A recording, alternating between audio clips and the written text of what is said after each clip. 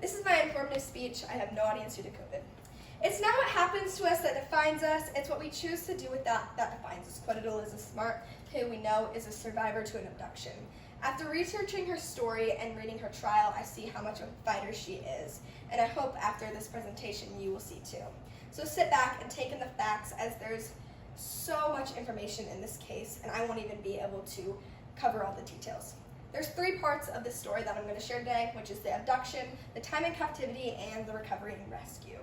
It was a very uncommon abduction, as there was 2 girls in bed, Elizabeth and her sister Mary Catherine, as they shared a bed, and Elizabeth woke up in the middle of the night to a guy over her, and she was at knife point, told her to come with her, otherwise her family would be dead.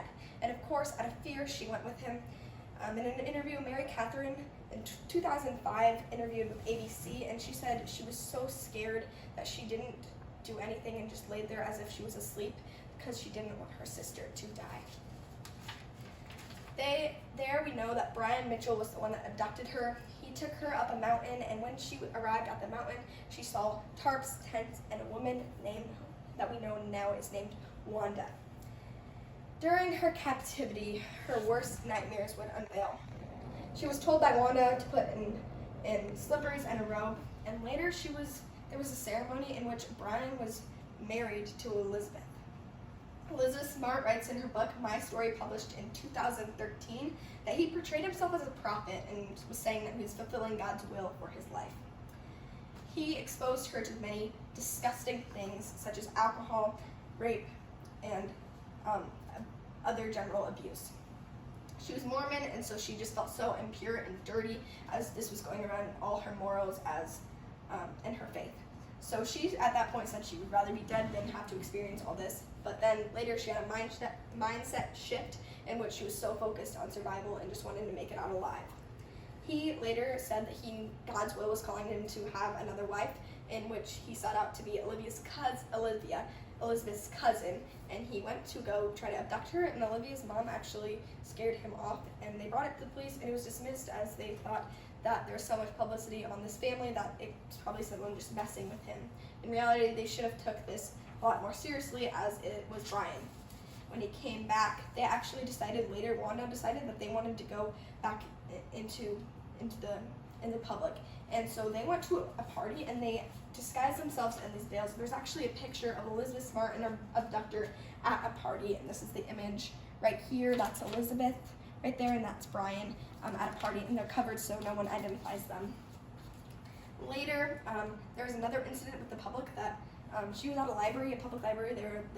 Them 3 were there, and a police officer came up to them and was like, you remind me of Elizabeth, will you take off your veil? And Brian came and said, no, this is against our religious beliefs, we can't take it off.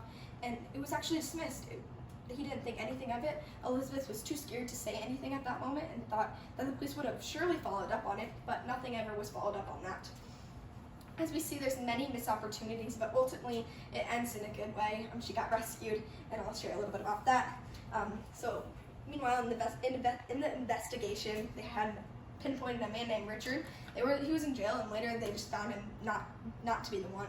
And at home, Mary Catherine remembered the voice and started to recognize it and could pinpoint who it was, and it was a man named Brian, who actually her father helped and hired as a contractor after he was homeless.